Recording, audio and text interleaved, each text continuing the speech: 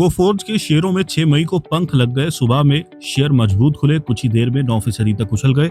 इसकी वजह कंपनी के मार्च तिमाही के शानदार नतीजे हैं। कंपनी का प्रॉफिट एनालिस्ट के अनुमान से ज्यादा रहा। ब्रोकरेज फर्मों ने कंपनी की ग्रोथ और मार्जिन आउटलुक बेहतर रहने का अनुमान जताया है।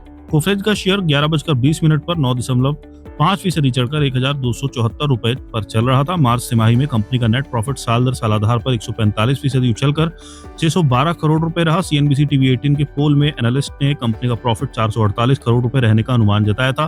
कंपनी का रेवेन्यू मार्च तिमाही में 30% बढ़कर 4,450 करोड़ रुपए रहा। ईबीआई टीडीए मार्जिन बढ़कर 16.6% हो गया। कंपनी ने बताया है कि उसके पास 64.8 करोड़ डॉलर के ऑर्डर्स में मार्च तिमाही में उसे 5 बड़े ऑर्डर मिले। कंपनी के सीईओ सुधीर सिंह ने ये कहा कि कंपनी ने स्ट्रॉन्ग मोमेंटम के साथ नई वित्त वर्ष में प्रवेश किया है। साल दर साल आधार पर ग्रोथ 29.2% रही, जबकि ईबीआईटी मार्जिन 370 बेसिस पॉइंट्स बढ़ा है। मार्च तिमाही के नतीजों के ऐलान के बाद ब्रोकरेज फर्मों ने कंपनी के प्रदर्शन को लेकर पॉजिटिव राय जताई है। विदेशी ब्रोकरेज फर्म नोमुरा ने कोफोर्ज के शेयरों को खरीदने की सलाह दी है। उसने इसके शेयर के लिए 2,100 रुपए का टारगेट प्राइस दिया है। उसने कहा है कि कंपनी का रेवेन्यू उम्मीद के मुताबिक रहा, लेकिन मार्जिन में अच्छी ग्रोथ देखने को मिली। जेफरीज ने भी कोफोर्ज के शेयरों को खरीदने की अपनी सलाह बनाए रखी है। उसने शेयरों के लिए 1,860 रुपए का टारगेट प्राइस दिया है। एचएसबीसी ने भी कोफोर्ज के शेयरों को खरीदने की अपनी सलाह बनाए रखी है। उसने शेयर के लिए 1,710 रुपए का टारगेट प्राइस दिया है। उसने कहा है कि मार्च तिमाही में कंपनी का रेवेन्यू अनुमान से कम रहा, लेकिन मार्जिन और फ्री कैश फ्लो का गाइडेंस इंप्रूव हुआ है। हालांकि एचएसबीसी ने यह कहा है कि कोफोर्ज कम मार्जिन वाले सेगमेंट से निकल रही है, जिससे ग्रोथ कुछ सुस्त पड़ सकती है। बीते एक साल में कंपनी का शेयर करीब 14% गिरा है।